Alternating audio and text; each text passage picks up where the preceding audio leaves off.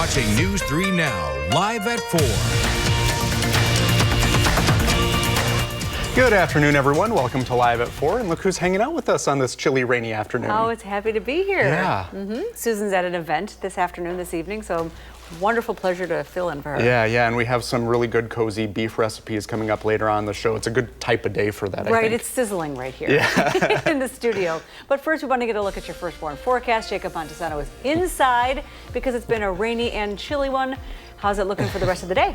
Well, the rest of the day is going to continue to be just about as gloomy as it is right now. Looking at the current temperatures across Dane County, much of the area in the middle 40s, and a few areas did get to the lower 50s, but the moments the clouds rolled in, we saw those temperatures actually fall over the course of the afternoon. And across the area, it is much of the same. A few areas actually close to the upper 30s at this time, and a big reason for the temperature change, and as you can see, that temperature change up near 20 degrees colder than this time yesterday. It's breezy today, similar to yesterday, but yesterday the winds were out of the south. Today they are out of the northwest, bringing in that cold air. Right now, sustained winds up near 10 to 20 miles per hour for much of the area, but how about 28 miles per hour in Platteville? Now, as we look at the current radar, we're seeing some scattered showers just about for everybody. This is expected to continue for the next few hours. Nothing is going to be too heavy, but we're just going to continue to see on and off light showers, leading to very gloomy conditions as these temperatures are going to continue to be in the 40s. And we're not expecting the dry conditions, at least completely dry conditions,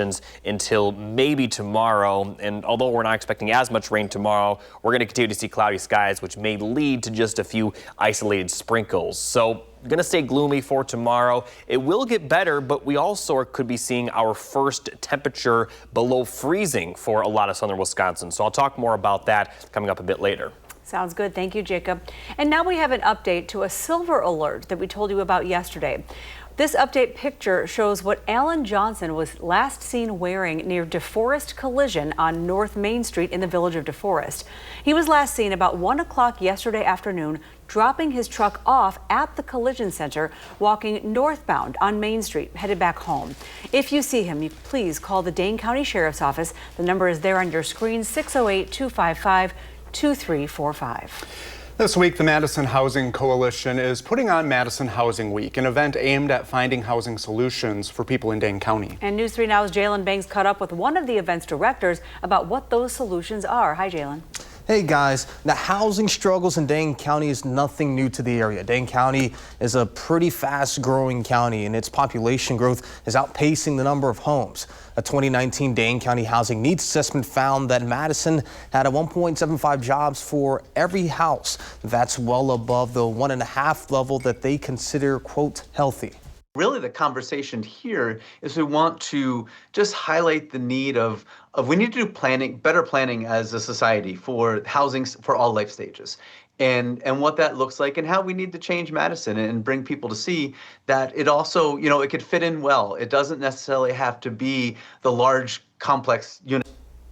That same study believes the job to housing ratio has contributed to the increase to the cost of housing in Dane County. Tonight at 5, we'll hear more from Wisniewski on the solutions for the area's housing problems. All right, thank you so much, Jalen. And as the food scraps season wraps up in Madison, residents still have time to help the city reach its composting goal. The final drop-off days at farmers markets are today and next Tuesday for the East Side and South Madison markets, and then through November 1st at the West Side Community Market. So far, more than 37,000 pounds of scraps have been collected, just shy of the 40,000-pound goal. Meanwhile, in Fitchburg, a new food scrap stop will open Monday at Swan Creek Park. Dane County residents can drop off their scraps year-round there, and those who stop by the launch event Monday from 3 to 5 can also pick up a free stainless steel collection bucket while supplies last.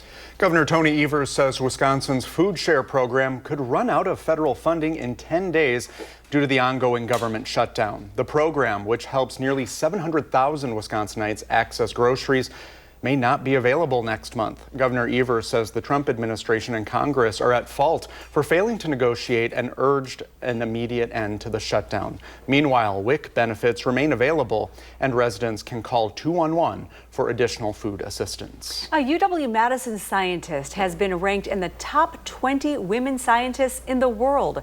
Barbara Klein is ranked 19th in the world and 15th within the country. Klein has had her work cited nearly 150 150,000 times and made more than 1,000 publications. These rankings were done by Research.com, and this is the 4th year of them creating this list. Other Wisconsin scientists on this list include UW-Madison's Xiaolan Wu, who was 44th in the world, Razel Kuzrak with the Medical College of Wisconsin, who ranks 103rd, and Mary Horowitz, also from the Medical College of Wisconsin, who's ranked 124th. If you were locked out of Venmo, Snapchat, Facebook, or Prime Video yesterday, you were not alone. A massive outage hit Amazon Web Services, the cloud platform that powers much of the internet. The disruption affected everything from banking apps to airlines and streaming sites. Amazon says a network connectivity failure in its Virginia region triggered widespread outages, followed by hours of intermittent issues. At this point, AWS says all systems are back to normal, though some services were still clearing backlogs. The company plans to release a detailed report on what went wrong in the coming weeks. Well, HBO Max is raising prices for all of its plans. HBO Max Basic with ads is going up by $1 a month or $10 for an annual subscription. For HBO Max Standard, the price increase is $1.50 per month or $15 a year. And then there's an increase of $2 per month or $20 per year for HBO Max Premium. These prices are effective immediately for new customers. The company will notify existing monthly subscribers 30 days ahead of plan renewals, but now you know. Their prices will go up starting from their next billing date on or after November 20th. Current yearly subscribers will not have to pay more until their accounts are up for renewal and will get 30 days advance notice. The Greatest Show on Earth is trying to boost its popularity. The Ringling Brothers and Barnum and Bailey are putting more circus-based videos on YouTube. The clips feature stunts like juggling and spinning plates. Officials with the 154-year-old brand says the goal is to get children more interested in the circus, so then they want to see it in person. In 2017, Ringling Brothers shuttered due to lower ticket sales and complaints from activists regarding the use of tigers, elephants, and other three-ring animals. 2 years ago, the show returned without live animals and more emphasis on acrobatics. The circus is set to hit the road on a national tour in January, and tickets are now available. Next on Live at 4, legislation allowing sports betting in Wisconsin is making moves through state lawmakers. We'll find out if and when it could come to our state. And then we are inching closer to Halloween, very close. Josh is in the 608 with a local library that pulls out all the stops for the annual celebration. And we are going to get more rain and some high winds through our area through the night. Ahead in the First Warn forecast, Jacob talks about the cooler weather this week. And if you have driven in the Wisconsin Dells lately, you may have noticed the main roads look a little different. Reporter Nash Dara tells us why the city's iconic signs are coming down, for how long, and what the new construction will look like. That's all ahead on Live at 4.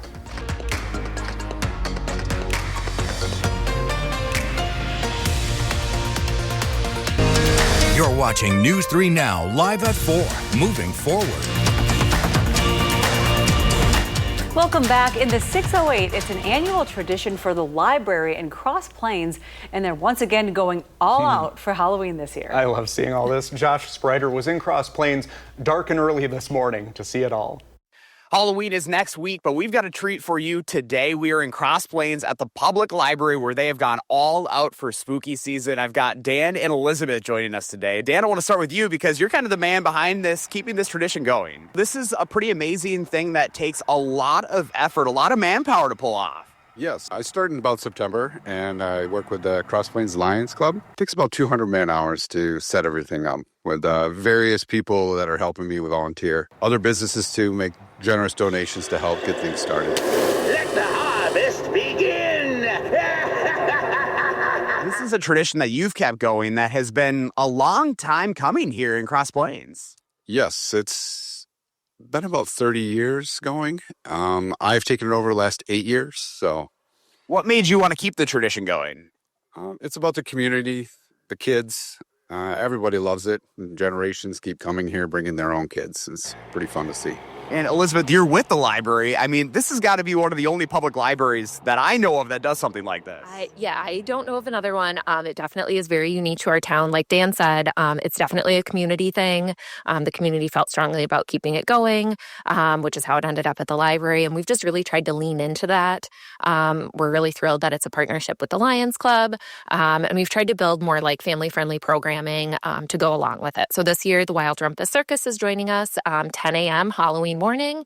They'll be doing a fun presentation, hopefully outside, weather permitting. And then we'll have a scavenger hunt and some crafts following that. And then trick-or-treating, obviously, that night. So 5 to 7 will be open for a place to warm up for people. We'll have candy, free books to give away, all that good stuff. You know, being a public library, it's all about getting the community out, and this looks like it's a great way to do so. Yes, we definitely see a lot of extra people coming during, especially the last 2 weeks of October, to check it out.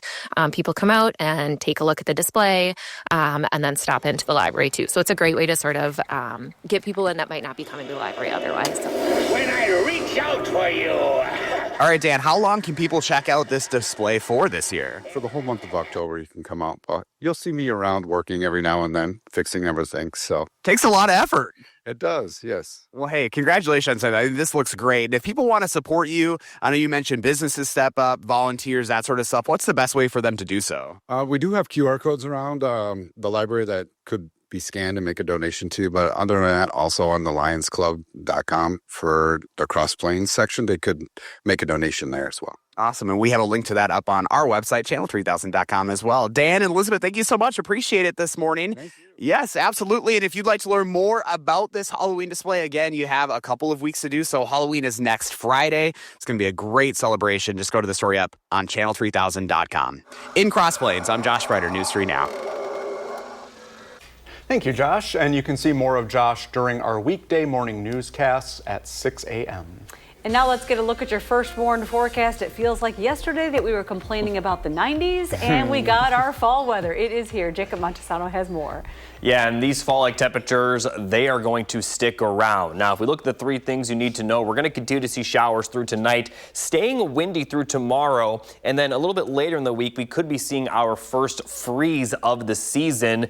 And although we are going to warm up in general a little bit, again, it's still going to be very chilly, but pretty seasonable at times. Now, looking at the current radar, still seeing these very scattered light showers. These are going to continue for the next several hours into the overnight hours. But once we get towards Wednesday morning, a lot of the rain will have cleared out. There still could be some scattered showers for areas to the north and east, but a lot of the region still going to be pretty dry. But we're going to see a lot of cloud cover throughout the day Wednesday, so some isolated sprinkles can't completely be ruled out. A little bit, a few peaks of sunshine are possible in southwest Wisconsin. And then once we get towards Wednesday night, we'll begin to see the skies clear up a little bit, but still remain relatively cloudy until we get to Thursday morning. Now, looking at the temperatures over the next couple of days, right now they're in the 40s. The cloudy skies will keep the temperatures in the 40s overnight. So in terms of the low temperature, these are actually pretty close to the average. Now, the cloudy skies Wednesday will once again keep the temperatures from rising all that much, with highs in the 40s Wednesday.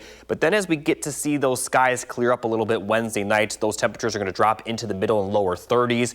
Could see a few areas drop below freezing Wednesday night, but the better chance will actually come Thursday night. Now, we'll see a little bit more sunshine Thursday, which will allow temperatures to rise into the lower 50s, still below normal for this time of the year. And then as we get towards Thursday night, here's a look at these temperatures for Friday morning. A lot of the area could definitely get below freezing, and a lot of the area hasn't gotten below freezing yet this season, so this definitely could be the first time.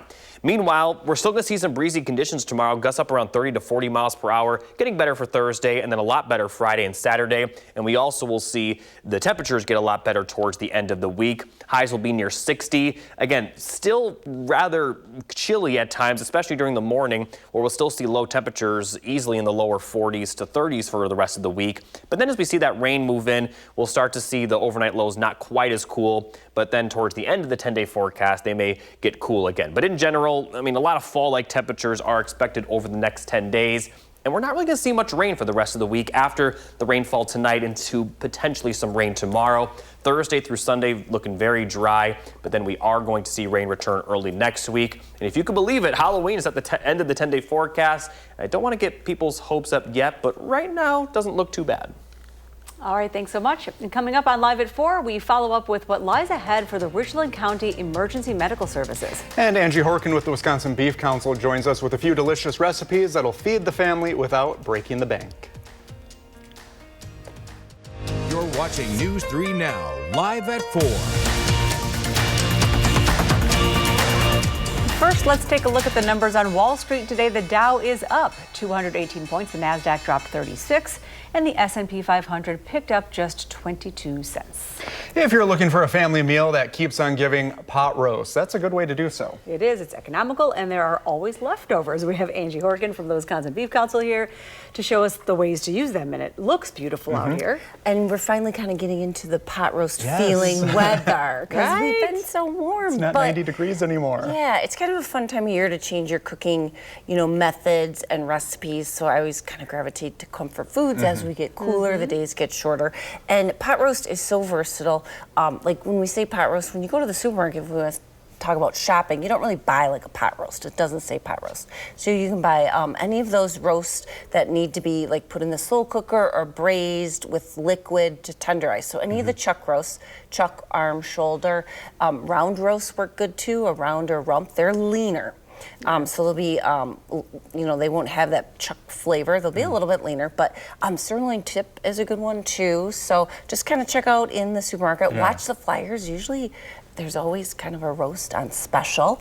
I made like a 3-pound roast. They're really good if you have one of those electric pressure cookers. Oh, sure, You can get a 3-pound like sirloin tip or chuck done in 90 minutes. On the 90-minute meat stew setting, just put in the onion, put in a little garlic, half a cup of water, and some salt and pepper.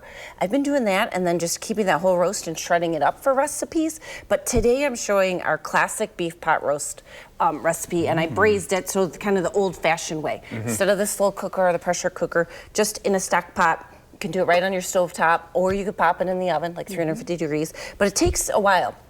And you need to be patient because you want a low simmer.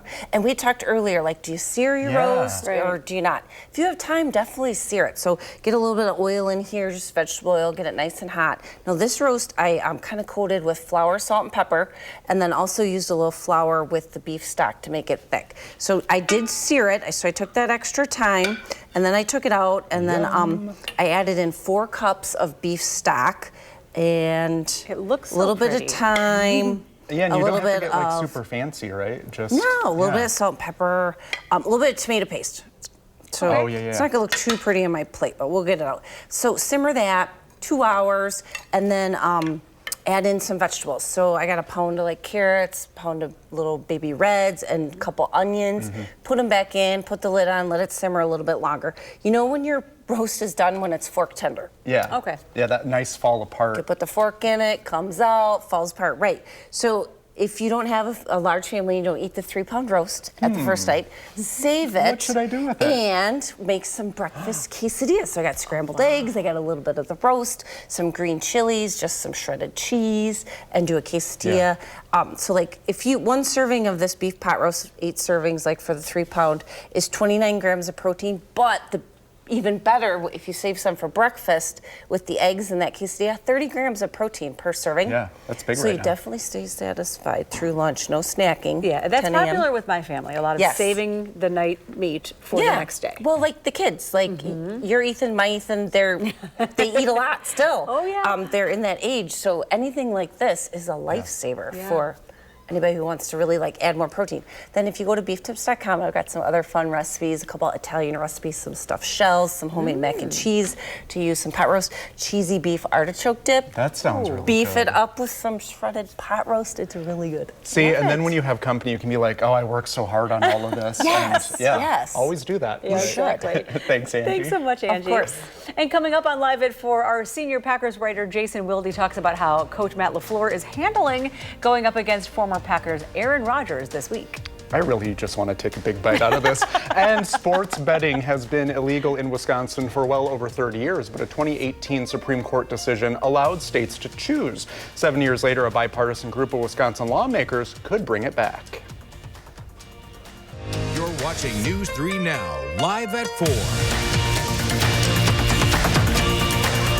Good afternoon, everyone. I can only assume now everyone at home is getting out their Dutch ovens and firing up the stove to make a pot roast. Exactly. This is good cooking time. That was delicious, or it looked so.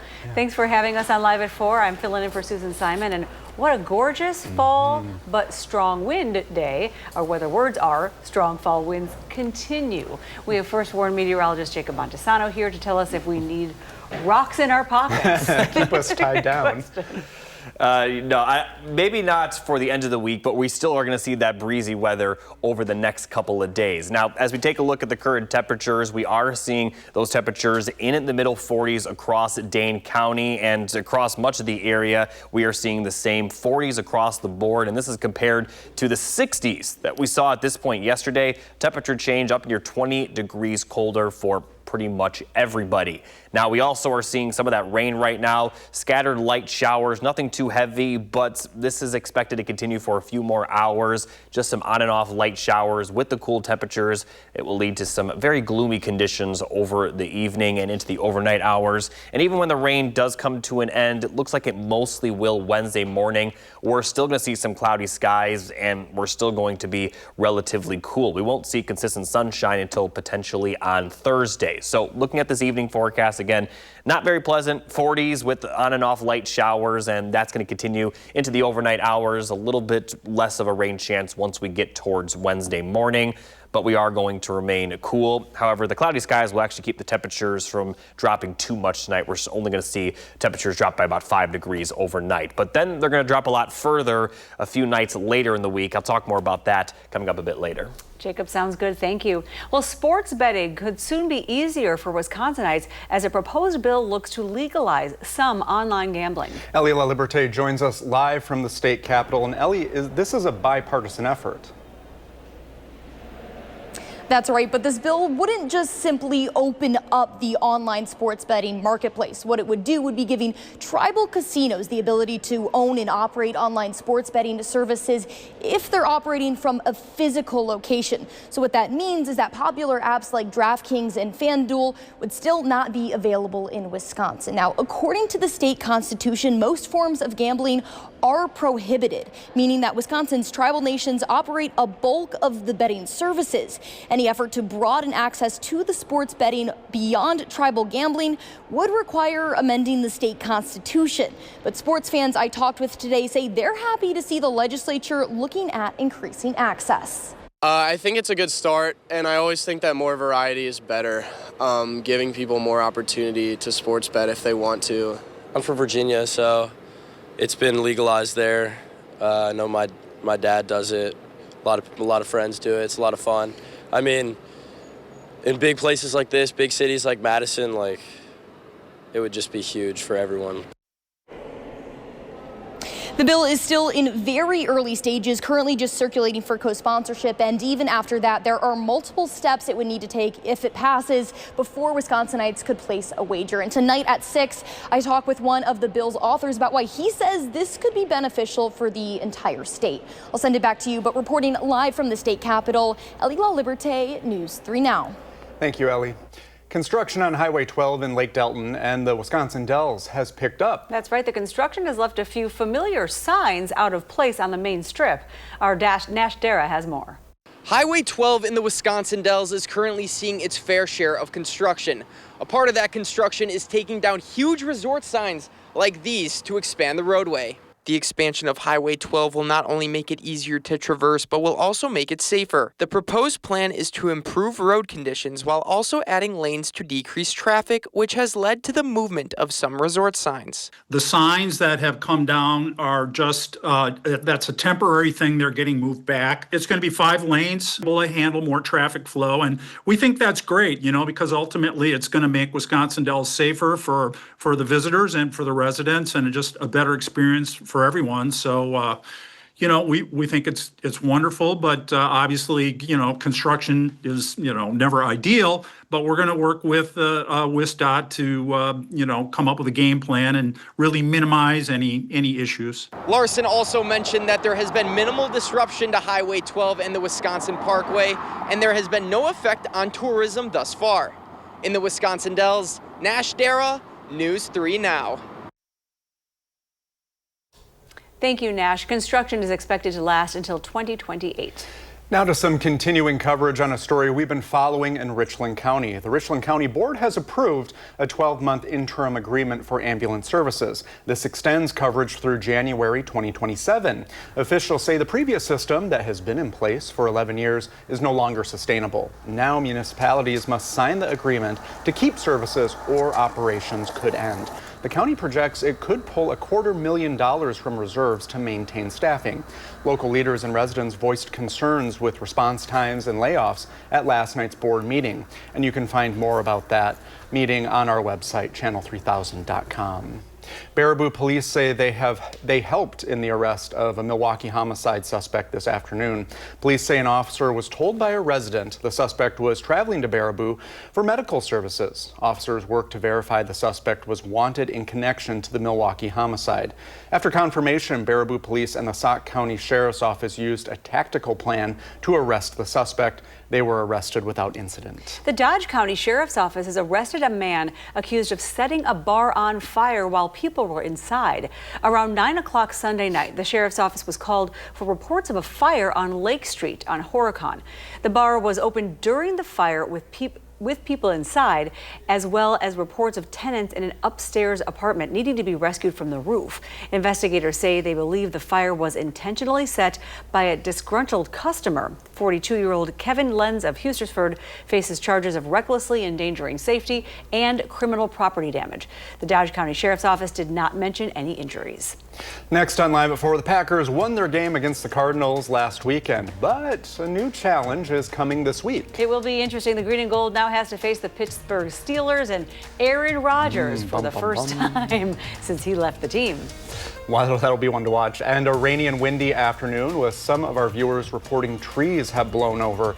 Jacob tells us when the wind will calm down in the first warn forecast. And the Brew Crew is making people smile in school while teaching kids valuable lessons. But we're not talking about baseball here. We'll have all on that more after this.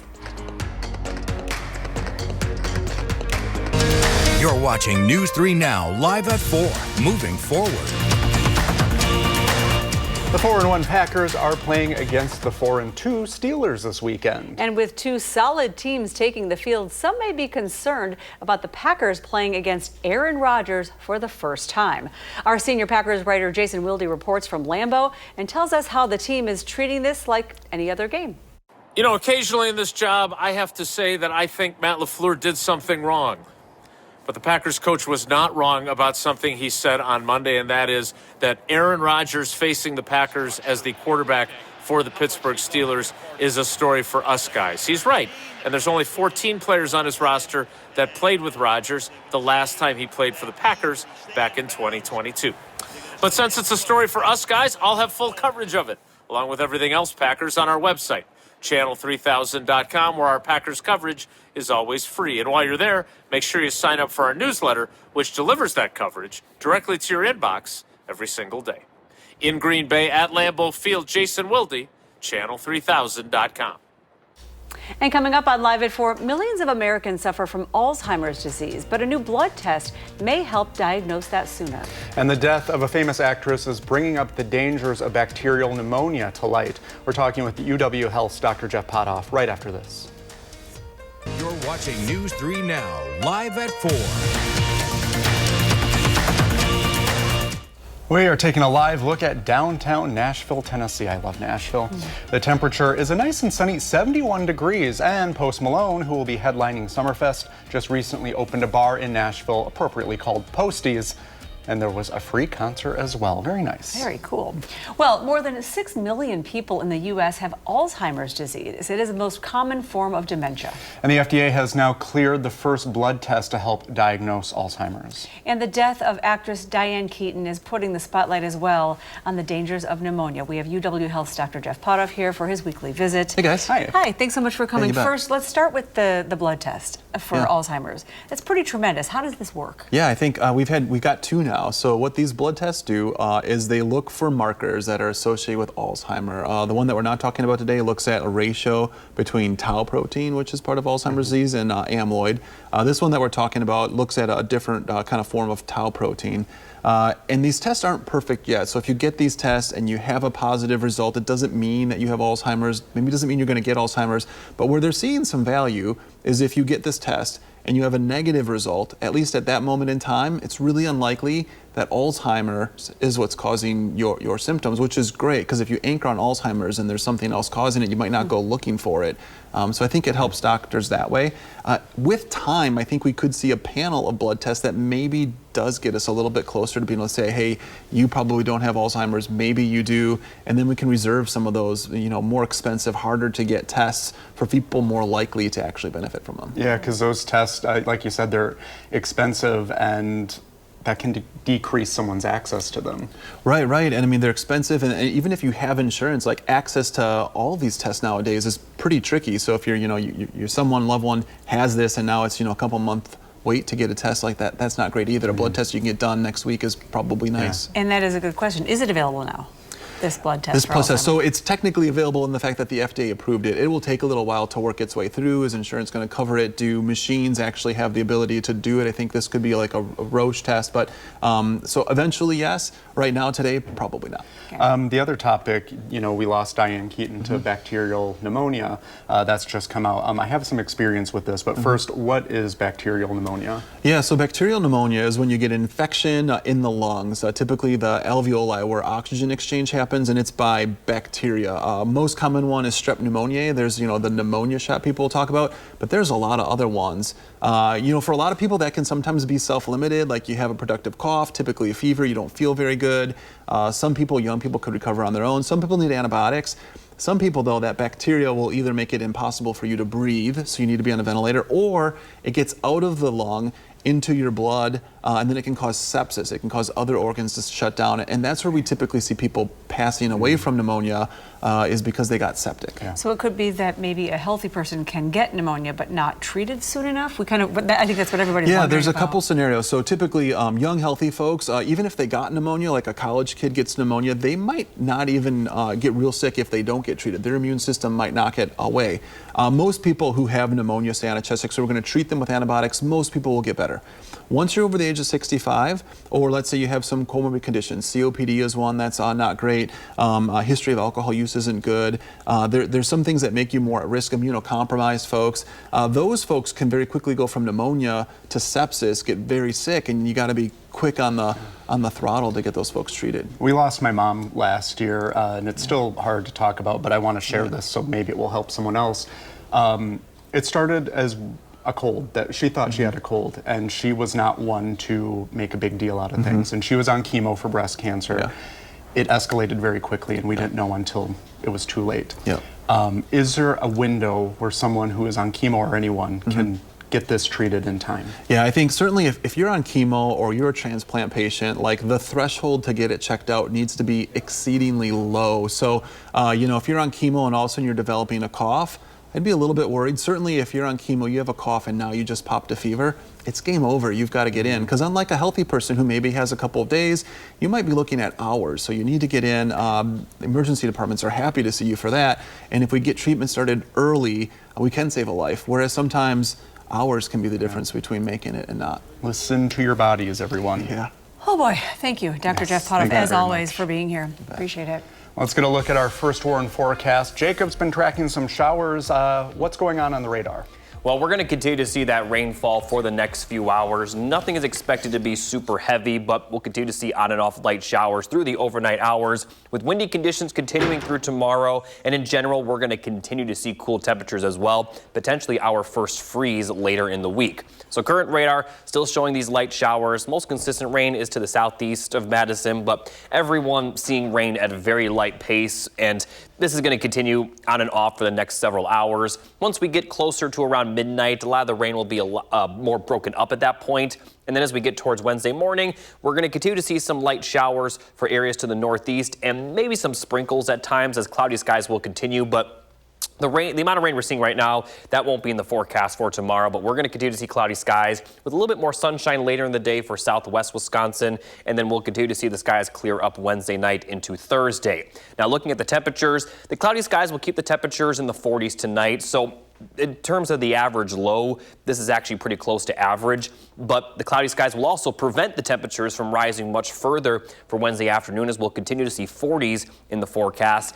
Then as the skies become a little bit clearer, we'll see those temperatures cool down for Wednesday night, dropping into the middle and lower 30s, and the clear skies will help keep rise those temperatures into the lower 50s Thursday, but then continue to cause very cold temperatures overnight, and Thursday will actually be colder, or Thursday night will be colder than Wednesday night, as we could see low temperatures possibly dropping into the upper 20s. Now, I don't expect to see temperatures quite this cool, but we definitely could see our first below freezing temperature for a lot of southern Wisconsin. Now, during all of this, after the rain clears out tonight, we're actually looking pretty dry for the rest of the week. Might see some rain return later in the weekend with a better chance of rain once we get towards Monday and also Tuesday of next week. But don't expect to see much rain towards the end of the week, and also don't expect to see windy conditions continue. So all things considered, it's not going to be too bad during the afternoon hours later in the week, but those overnight lows definitely going to be very cold. Friday morning specifically could see those temperatures dropping below freezing. You're watching News 3 Now, live at 4. Well, when you hear the words Brew Crew, baseball is probably the first thing that comes to mind. But a group of fourth graders in Wausau is giving the term Brew Crew a whole new meaning. Madison Morandi explains. Iced coffees, hot coffees. They're supporting the school with joy, filling up their buckets with grace. And smoothies. Whatever their teachers order, the Panther Brew Crew is on it. We have to make sure we're doing good stuff for our staff members because they support us. Yeah, they support us and we support them back. Quinn Brown and classmate Sawyer Nemeth prepared their teachers' treats and delivered the finished products straight to the classrooms. They're gaining teamwork and math skills. Let's see if I have a 5. Can you make change for a 10? Yeah, change for a 10. Yeah, sure. Next time you can. I'm the money man because I'm the manager, so I have to add all the money up that are on the sheet. Social skills, customer service, being able to approach an adult and have a conversation. Jillian DeLong started Panther Hot Brew a year and a half ago to do something nice for staff members. She helps students out and has been able to see the benefits of the program. The confidence levels of the kids grow throughout the experience. You really enjoy it. Yeah, it's just fun. Yeah, and you get to see your old teachers that you had like last year. Thanks, Panther. Thinking of unconventional ways to really get some of our students who don't always have leadership opportunities to shine in our building. The Panther Hot Brew Crew uses coffee from a local coffee shop. They received a grant from the Wausau School Foundation for a coffee maker and the smoothie machine. And it's nice that we've gone from the cold coffee to the hot. Yeah, it definitely feels like fall, and that fall weather is going to stick around. Awesome. We'll be right back. Wisconsinites could be losing access to the state's food share program, and we ask whether they can continue the program or what those in the program can do to keep food on the table. And later on News 3 Now at 5, a mass shooting at one of the world's largest airports was stopped. How the family and law enforcement came together to save lives. Well, thanks for watching Live at 4 today. We'll see you back here tomorrow, same time, same place, and you can always find us streaming 24/7 on Channel 3000+. News 3 Now at 5 starts right now. Oh, tomorrow on Live at 4, 700,000